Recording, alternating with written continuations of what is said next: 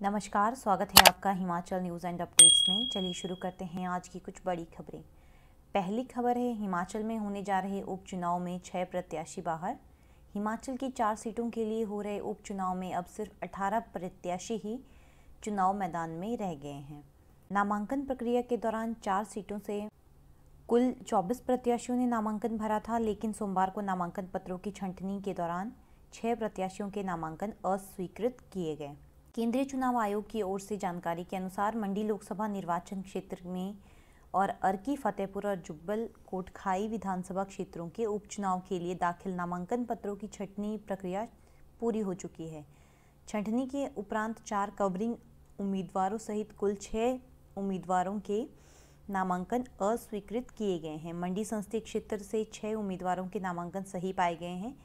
इनमें भाजपा के उम्मीदवार ब्रिगेडियर खुशहाल सिंह, कांग्रेस की प्रतिभा सिंह और राष्ट्रीय लोकनीति पार्टी की अंबिका श्याम, हिमाचल जन क्रांति पार्टी के मुंशी राम ठाकुर और निर्दलीय उम्मीदवार अनिल कुमार व सुभाष मोहन शामिल है। और यहां से कांग्रेस पार्टी के कवरिंग उम्मीदवार सुंदर सिंह ठाकुर व भाजपा की कवरिंग प्रत्याशी प्रियंता शर्मा का नामांकन अस्वीकृत किया गया है। अर्की विधानसभा क्षेत्र से भाजपा के प्रत्याशी रतन सिंह पाल, कांग्रेस पार्टी के संजय अवस्थी और निर्दलीय प्रत्याशी जीत राम के नामांकन सही पाए गए हैं। यहां से इंडियन नेशनल कांग्रेस के कवरिंग उम्मीदवार सतीश कुमार कश्यप का नामांकन अस्वीकृत किया गया है। इसी तरह फतेहपुर विधानसभा क्षेत्र से 5 प्रत्याशियों के नामांकन सही पाए गए हैं, जिनमें भाजपा के बलदेव ठाकुर, इंडियन नेशनल कांग्रेस के भवानी सिंह पठानिया और हिमाचल जन क्रांति पार्टी के पंकज ठाकुर दर्शी और निर्दलीय प्रत्याशी डॉक्टर अशोक कुमार व डॉक्टर राजन सुशांतन शामिल है। यहां से इंडियन नेशनल कांग्रेस के कवरिंग उम्मीदवार जीत कुमार का नामांकन स्वतः अस्वीकृत हो गया है, जबकि निर्दलीय प्रत्याशी प्रेमचंद का नामांकन तकनीकी कारणों से अस्वीकृत किया गया है। जुब्बल कोटखाई की बात करें तो वहां से 4 उम्मीदवारों के नामांकन सही पाए गए हैं। इनमें भाजपा की नीलम और इंडियन नेशनल कांग्रेस के रोहित ठाकुर, निर्दलीय प्रत्याशी चेतन सिंह ब्रागटा और सुमन कदम शामिल है। यहां से निर्दलीय प्रत्याशी केवल राम नेगी का नामांकन तकनीकी कारणों से अस्वीकृत किया गया है। उधर छंटनी प्रक्रिया के बाद अब 18 प्रत्याशी चुनाव रण में रह चुके हैं और 13 अक्टूबर नामांकन वापसी का आखिरी दिन होगा। अगली खबर है, 10वीं की कंपार्टमेंट का परिणाम घोषित। हिमाचल प्रदेश स्कूल शिक्षा बोर्ड ने 10वीं की कंपार्टमेंट श्रेणी सुधार और अतिरिक्त विषय की परीक्षा का परिणाम सोमवार को घोषित कर दिया है। परीक्षा में 244 परीक्षार्थियों ने हिस्सा लिया, जिनमें 144 परीक्षार्थी पास घोषित किए गए। परीक्षा में परिणाम 59.26% रहा और बोर्ड अध्यक्ष डॉक्टर सुरेश कुमार सोनी ने बताया कि परीक्षा इस साल अगस्त में आयोजित की गई थी। परीक्षा परिणाम बोर्ड वेबसाइट पर अपलोड कर दिए गए हैं। बोर्ड अध्यक्ष ने बताया कि उक्त परीक्षा पुनर्मूल्यांकन और पुनर्निरीक्षण करवाने के लिए इच्छुक परीक्षार्थी 26 अक्टूबर तक ऑनलाइन आवेदन कर सकते हैं।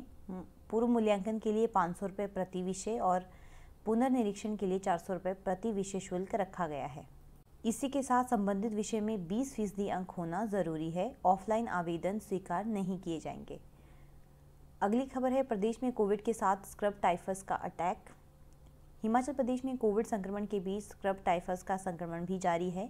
स्क्रब टाइफस के इस वर्ष में अब तक 648 मामले पॉजिटिव आ चुके हैं। इनमें से जनवरी 2021 में 12 अक्टूबर 2021 तक राज्य में स्क्रब टाइफस के लिए लगभग 4382 टेस्ट हुए थे, जिनमें 648 लोग स्क्रब टाइफस पॉजिटिव पाए गए। इसी अवधि के दौरान स्क्रब टाइफस के 6 लोगों की मृत्यु भी दर्ज की गई और राज्य स्वास्थ्य विभाग ने प्रदेशवासियों से आह्वान किया है कि स्क्रब टाइफस से बचाव के लिए दृष्टिगत अपने घरों और आसपास के क्षेत्रों में झाड़ियों और घास को ना उगने दें। इस बीमारी में सिर दर्द, सर्दी लगना, बुखार आदि लक्षण दिखाई देते हैं। ये रोग कीटों के काटने से फैलता है। उन्होंने लोगों को सलाह दी है कि किचन गार्डन में दवा का छिड़काव जरूर करें। अगली खबर है, न्यायमूर्ति रवि मलिमठ को गार्ड ऑफ ऑनर।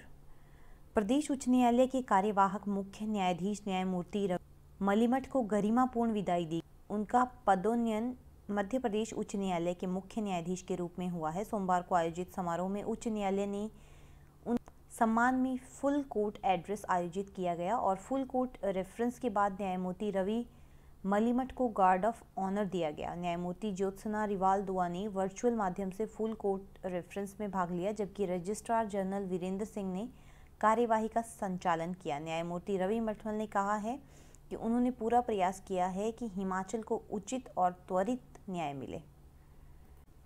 अगली खबर है, पांवटा में बनेगा अंतर्राष्ट्रीय क्रिकेट स्टेडियम। बीसीसीआई के कोषाध्यक्ष और एचपीसीए के अध्यक्ष अरुण धूमल ने कहा कि जल्द ही पांवटा साहिब में अंतर्राष्ट्रीय क्रिकेट स्टेडियम की स्थापना की जाएगी। इसके लिए सभी औपचारिकताएं तेजी से पूरी की जा रही हैं।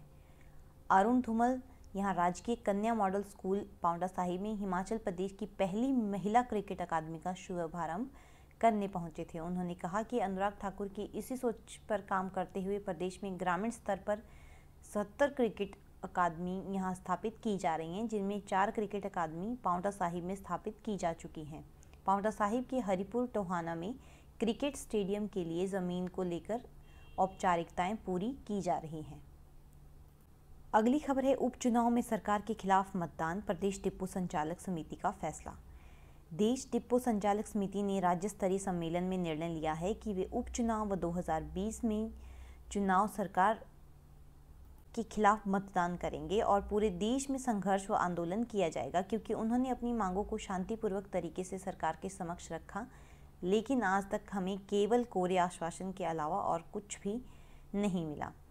समाधान तो दूर की बात है, सरकार हमारी समस्याओं को भी समझ नहीं पा रही है। बता दें कि प्रदेश डिपो संचालन समिति ने अपनी मांगें पूरी ना होने पर धमरोल पंचायत के अंबेडकर भवन में प्रदेश स्तरीय सरकार के खिलाफ आक्रोश सम्मेलन आयोजित किया। उसमें प्रदेश के 12 जिलों के डिपो संचालकों ने भाग लिया। शिमला के घंडल में बैली ब्रिज तैयार। हिमाचल प्रदेश की राजधानी शिमला को 8 जिलों से जोड़ने वाली राष्ट्रीय राजमार्ग 205 पर बैली ब्रिज का निर्माण कार्य सोमवार देर रात को पूरा हो गया। मंगलवार को दोपहर बाद 180 फुट लंबे इस पुल पर वाहनों की आवाजाही शुरू करने की तैयारी है। पुल के बन जाने से करीब 1 माह से लेकर परेशान हो रही 8 जिलों की जनता को बड़ी राहत मिलेगी। लोक निर्माण विभाग के मैकेनिकल डिवीजन ढली और धामे के अधिकारियों और मजदूरों ने रिकॉर्ड 11 दिनों में कुल 110 घंटे काम कर इस पुल का निर्माण किया है। तो ये थी आज की कुछ बड़ी खबरें।